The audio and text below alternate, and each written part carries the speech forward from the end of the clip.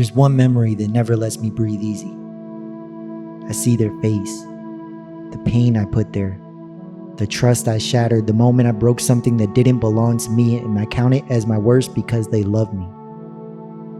Because they believed in me when I had no right to be believed in, and I destroyed that with a lie, a needle, a bottle, a silence. People say, you can be forgiven. But there are days I don't believe it. I don't believe I deserve it. Because shame has a voice, and it knows every name I've hurt. And still, I've started to wonder, not if I can forget what I did, but if I can forgive the person I was. Do I feel responsible for the damage? Yeah, I do. Because addiction wasn't a stranger wearing my skin, it was me. My choices, my silence, my fear, but also my pain. And here's the hard part. I've hurt people while sober too. A different kind of hurt. Quieter, calculated, no longer lost in the fog, just buried in character defects I hadn't faced yet. So what does that make me? Human? Still broken in places, but finally willing to look at the pieces. I've kept secrets, buried truths like landmines under my memories. Why? Because if I had said them out loud, I thought I'd lose whatever little love I had left. But maybe the only way through the shame is to walk directly into it. With a sponsor, with God, with someone who's walked through their own fire and come out on the other side. Am I too hard on myself? Maybe, yeah.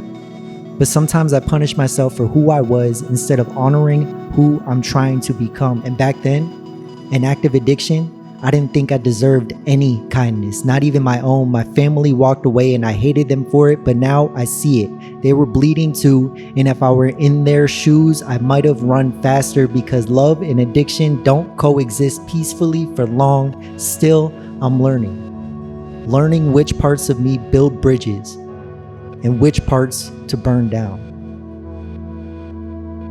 Addiction taught me how to destroy.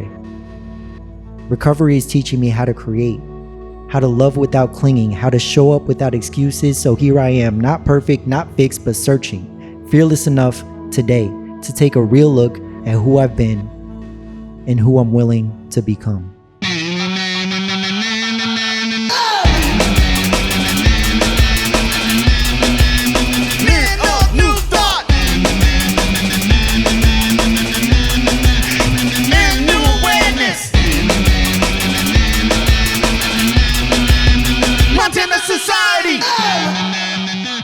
Anyway, what we want to do is essentially go down to that basement, see if there's anything useful.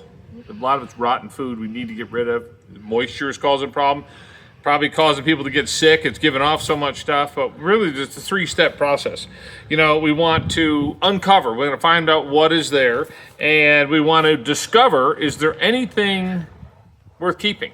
If there's good and there's bad, so we've got to really go through it. And then the last thing is discard the bad stuff. You know, and sometimes we need somebody else to run this through and filter our actions. We may think they're good, but our motives are wrong. Or we may think they're bad, but they're actually good. So it helps to have somebody else involved in that process, and that's where our 5th step comes in, and our character defects after that. You f***ing wench. It's a derogatory term for, like, a woman. It's like a modern day Yeah. Yeah. I think back then it was more like shovel. Yeah, a f***ing tool. Waitress, yeah, something like that. All right. Winch! now. I got to get running, but I need 2 winches to go. We gotta f***ing do this The too. lamp's in the way. Look, come down here.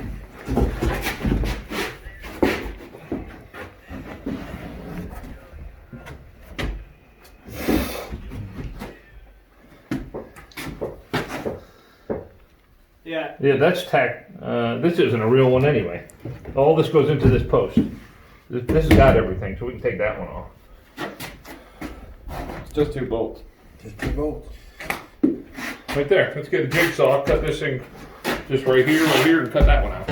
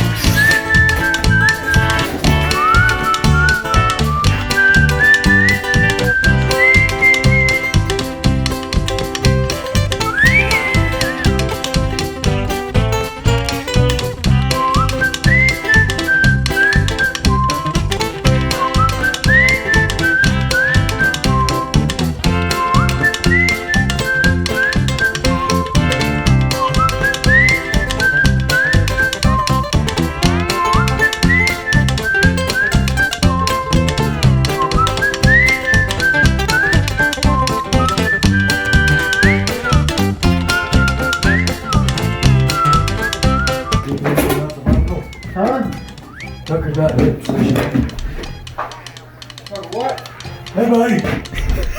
Tighten up! Don't get all sidetracked. We'll be waiting for an hour. He's on the phone, huh? I'm struggling with that. Very light. You take that, Steven, and made him look like paperweights. Think your old man's stronger than you. Most exciting is that I won't be on camera a lot.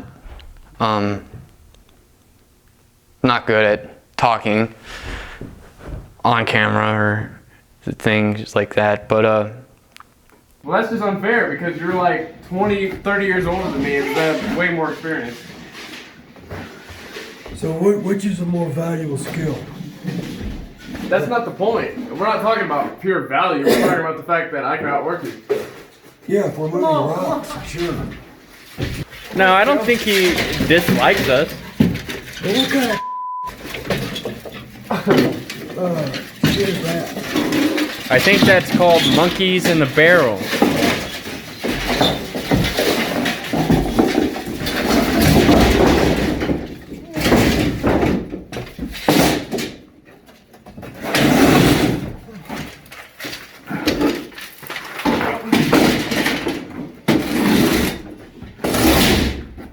That was a smarter worker.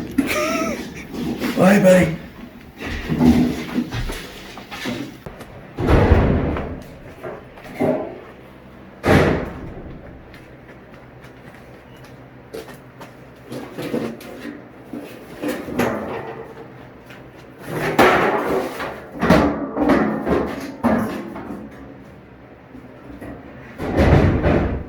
All right, let's take this simple example of the guys removing grain from the basement.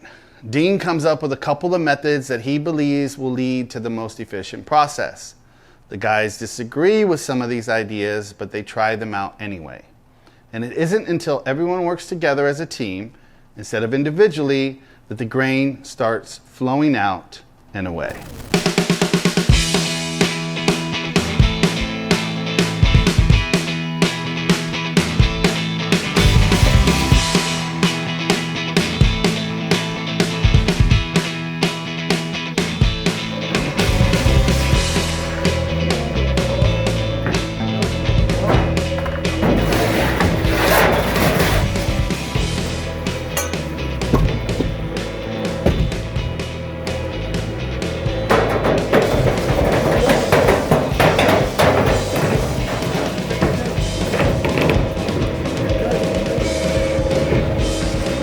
I told you Disney World wasn't going to be that bad.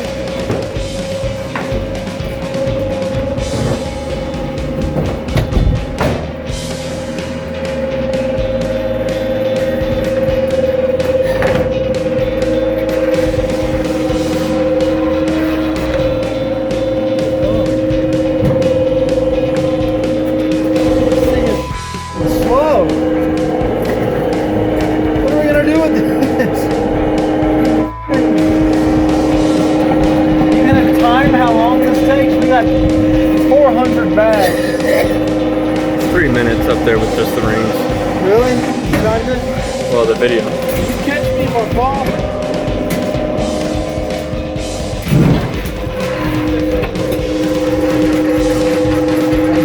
Fucking cocksucker. Fucking piece of shit.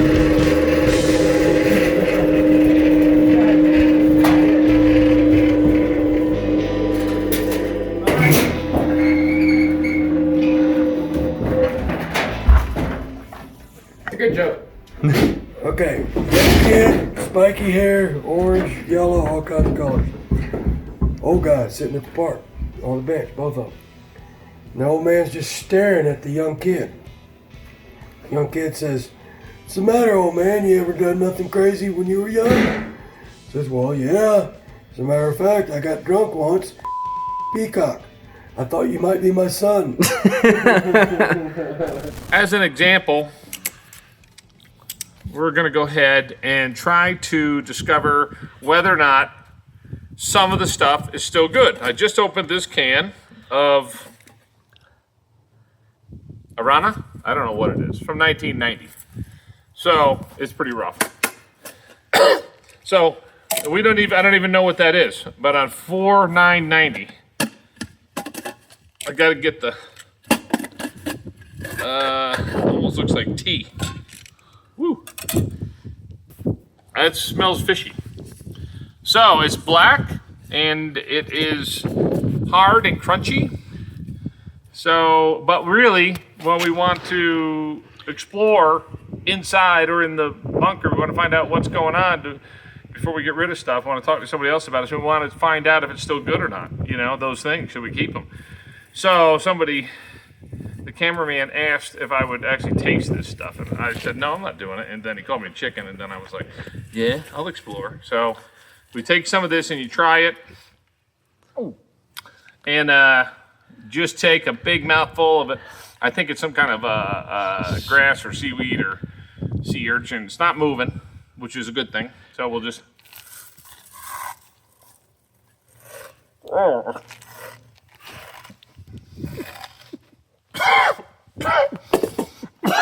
Anyway, do an inventory. Clean out all the crap in the basement.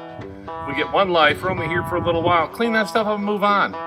Do it fearlessly. I do. Thank you.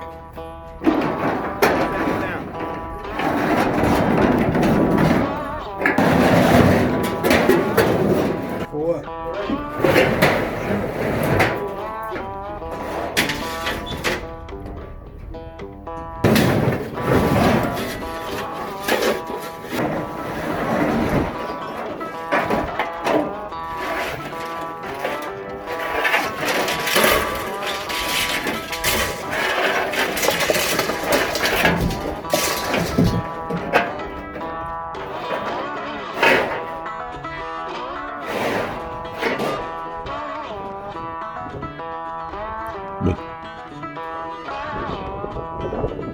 Just a tired, look like them. Yeah, look tired. Well, the wing tree work, it's too slow. Oh, bro. Yeah.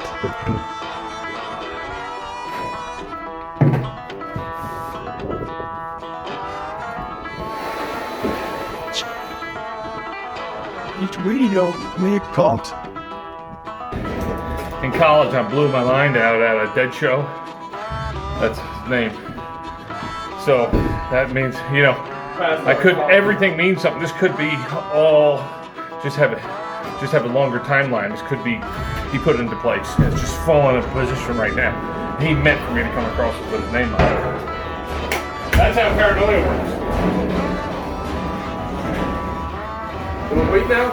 And we'll take turns picking a bucket up and doing it, and it'll make it fun. Gets $50 bill. Got it. Okay. So what we're doing right now. Out of this?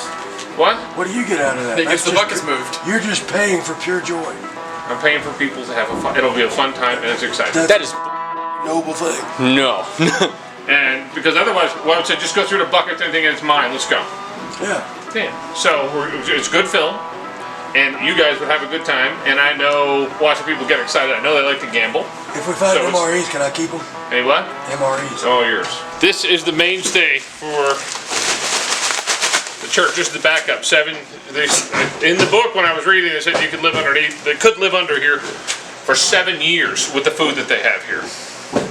This is their protein source. It is a vegetable protein in 3.5 pound vacuum packed bags, or no, just sealed bags. What's in the society?